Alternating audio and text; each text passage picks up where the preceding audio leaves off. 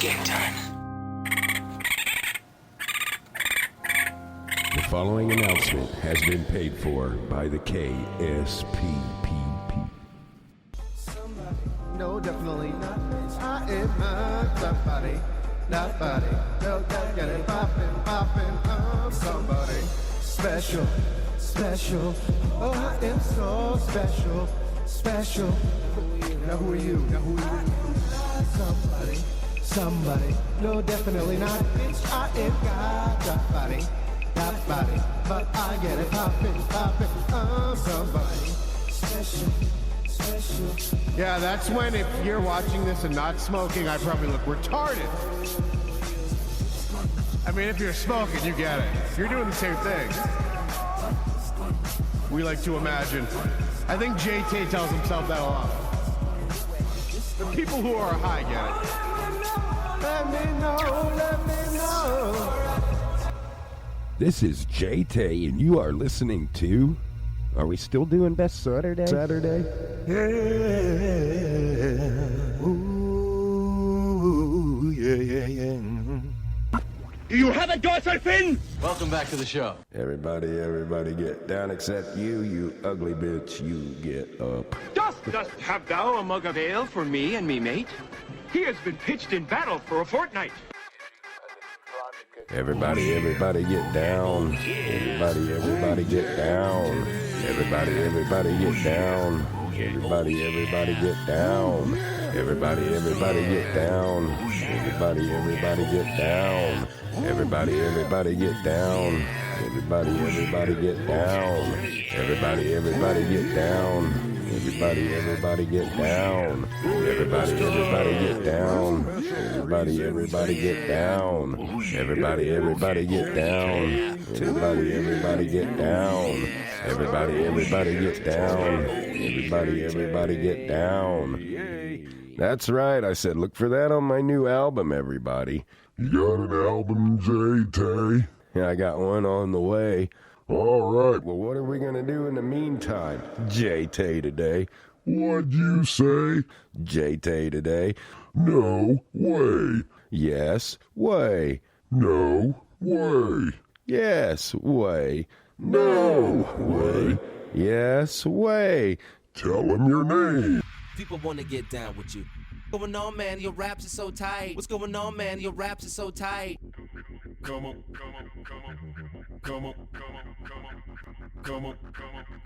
Yeah. Suck my face. I'm a cat named Faye. I'm on the motorcycle, drinking beer, looking kinda queer, pink jacket on, and a thong, motherfucker. Gonna ride to the biker bar, showing my scars. Gonna compare my scars at the biker bar. Get down tonight, get down tonight, get down tonight, get down tonight. I'm J Tay, I'm J Tay, I'm J Tay. It's J Tay Today, it's J Tay Today, it's J Tay Today. Get out of my way, get out of my way. The reindeer is on my roof, he bring me presents. Santa Claus, he's on my rain top, and it's nice, and it's time for Christmas. It's the middle of the year, and I'm working out my arms. I'm getting really strong as my cat plays with balls of yarn. Oh yeah. Huh, how'd you like that? I bet you did. I'm fucking J Tay, but I'm a cat named Faye. I'm Faye Reagan. I used to do a thing called The Stoner Show, right? But then somebody turned me on to this other thing, and I was like, oh man, that J Tay Today is great.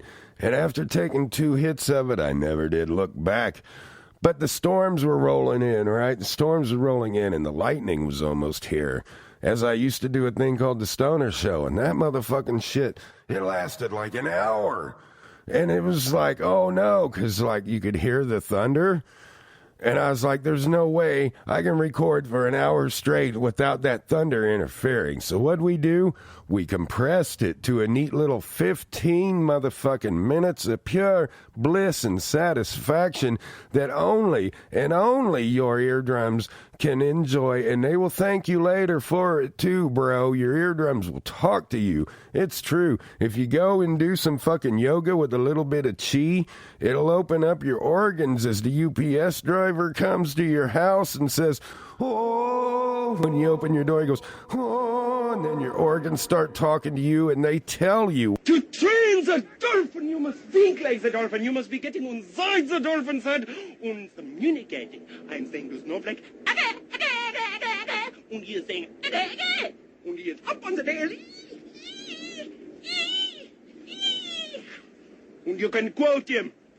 I don't order nothing on Instagram. That's a place where you put pictures, right? Captain's log, stardate 23.9, rounded off to the nearest decimal point. I go over to Amazon, right? And it's the Prime section, so it comes in 2 days, right? And then the UPS guy, he fucking shows up. He shows up and he's like the key to enlightenment, bro. When he gets there, you just drop to your knees and I hate that shit when they send it through the regular post office. That guy, he's nasty and he just sticks his shit in the mailbox and leaves.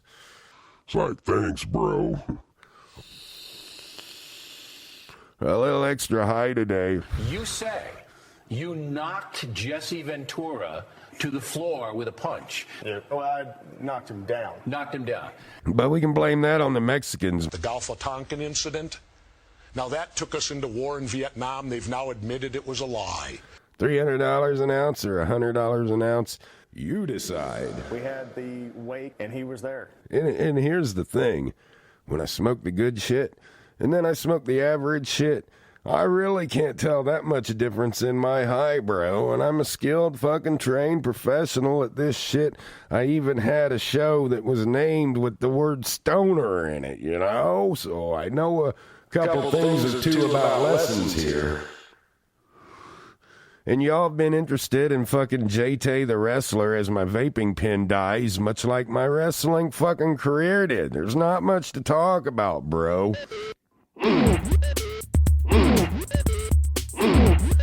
But there was this motherfucker one time when this motherfucker, his name's Moondog Cujo, right? And this motherfucker, he was mean. He had a big white beard and he carried a snow shovel to the ring. And our ring lady named Amanda, wanna go for a ride? She was like a really sweet lady and she was all scared of him too. He acted like he was on fucking crack or something. But so we get to this event and all the people that my federation over here in this hole in the wall place paid for showed up and they was happy.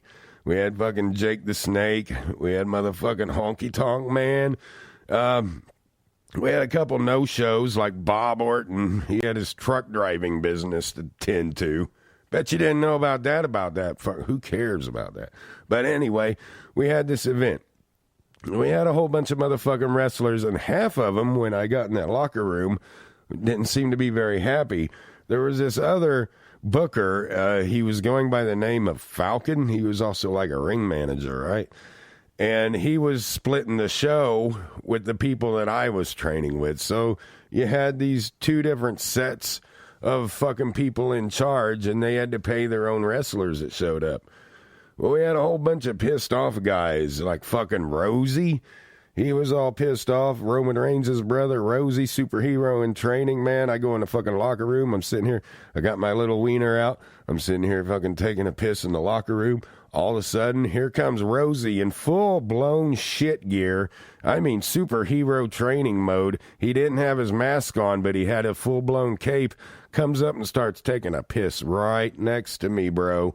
Right next to me in the stall. And I considered it an honor because there was like 5 fucking stalls. And he pulled up to the one right next to me and he didn't have to do that. He could have went 2 down. He could have went 3 down. And we wouldn't even have been able to exchange Peter looks. You know what I'm saying? But no, Rosie comes right up next to me, pulls his little wiener out next to mine, and we're both pissing simultaneously in mutual matching stalls. It was a fucking beautiful day, and that's when J Tay had known he made it. This was at a little place in Rantoul, Illinois, at an Air Force base. You know it well. And we were all there and had the fucking family there. Good times for all. Pissing next to Rosie, fucking hanging out with Jake the Snake and Honky Tonk Man in the back. But these other motherfuckers that didn't get paid, they was fucking pissed. I understand how you feel, and I understand how it's like to be on a pedestal like you, where you are greater than everyone else around you, and you have to deal with ants and toads and whatnot all the time. They was all back there fucking going off on this guy, and for the first time, man, it was really real. I don't know how it worked. Maybe it was just a show for me. Maybe they were putting on a show for me. I was just doing security fucking work at this event. And this Moondog Cujo walks up to the guy that was supposed to fucking be paying everybody, right? He walks up to him, the Falcon guy. He's just a geeky guy. He looks like a miniature, tiny Mauro Ranallo. Picture Mauro Ranallo about 4'5" with a lot of zits and a little bit younger with the same fat face he has now, and that's this guy. So this big old Moondog Cujo, he's dead now. He died like of a crack overdose or a meth overdose a little bit after the event. So he was the most pissed off, and he's like, "Look, you're gonna get us money now, and I don't fucking care now." And he's like, "I'm sorry, I've tried everything." He's like, I tell you what I'm gonna do. He's like, all of my boys. And then these other wrestlers that were there, I don't know if they didn't get paid either or what, they just formed a circle around the dude. He's like, "They're going to stand here, and they're just going to watch as I break each bone in your body one by one as you lay here screaming on the floor." And I took it as fucking, I was like, is this some kind of joke? I didn't know if I was being worked. I was looking around. People were serious. Other wrestlers that didn't want to have nothing to do with it were separating themselves from the situation. I just stood there in awe. And he's like, "You're going to figure out right now how to get me some money." So he's like, No, he's like, "I've tried everything. I even called my grandma." He's like, "Grandma," he's like, "Where's your phone?" They pulled his phone out of his pocket. Moondog had some other little fucking promoter with him. Kind of looked like Jimmy Hart, but wasn't, right? He didn't have the South in him at all, but he had the mullet. And this promoter was talking shit too, and he started going through his phone. He dials up the last fucking call on his phone, says, "Yeah, is this Falcon's grandma?" And they're like, "All right, here's what we're going to do. You're going to write me a check. You're going to write me a $500 check, and I won't kill your grandson. We're going to break his bones. We're going to leave him bloodied all over the floor here because he didn't pay us properly at the wrestling show that we're at right now, and we're just going to kill him right here if you don't fucking pay us off."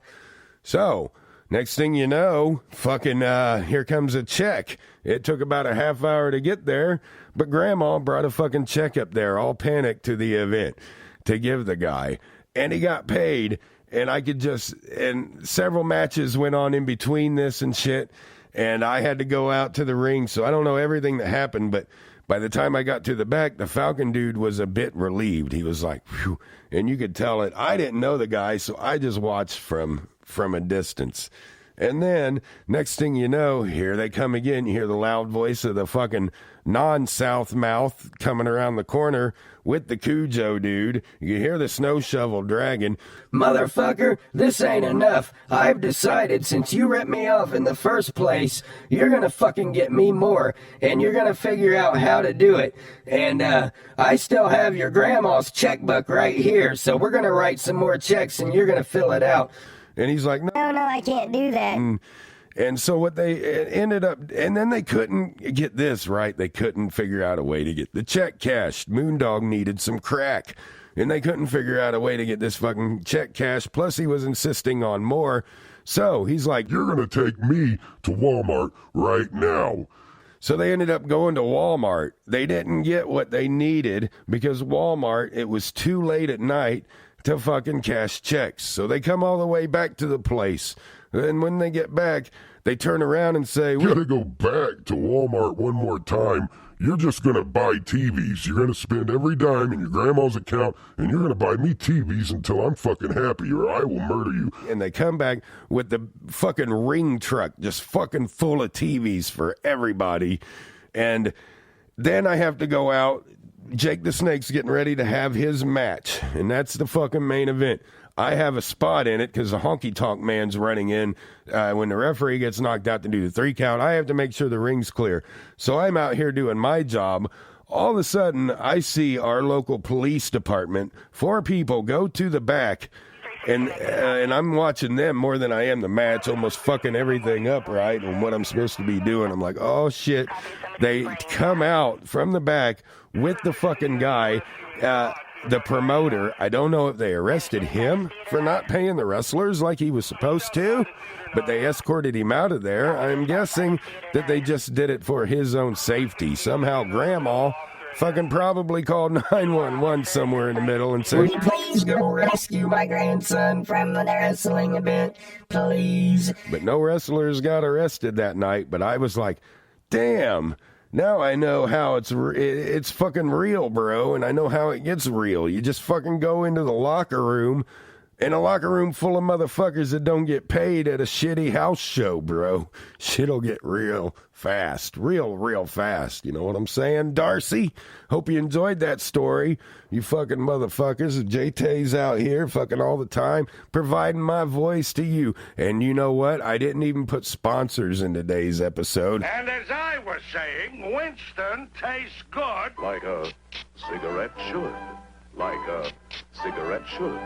Like a cigarette should. And I didn't even make Darcy send this anywhere, because it's just a party. It's just a party between me and the fucking boys, because this is the season motherfucking finale of J Tay Today. And in J Tay Today's off season, look for motherfucking the debut release of J Tay's album, the one that you have to pay for. And it's going to be like super duper special. I'll go out of my way to actually write some lines, and I won't just spit it all completely off the dome piece. So it'll be a completely original atmosphere. J Tay now makes his own beats. They're all going to be applied underneath. And then I'm going to take some of that J Tay hand-drawn artwork and apply it on top in case you want to get it on LP. And records are coming back, bro. So spin that motherfucker at 45.5 RPMs and then hit that 1.5 button. Because, motherfucker, this has been Season 1 of J Tay Today. I'm J Tay. I'm a cat named Faye. You're gay, and I'm out of here. I'm out of here. I'm out of here.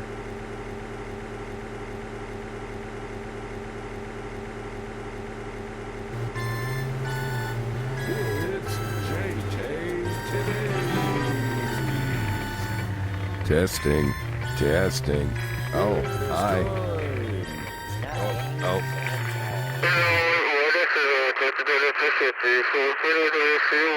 Got to unplug the fish tank. All right.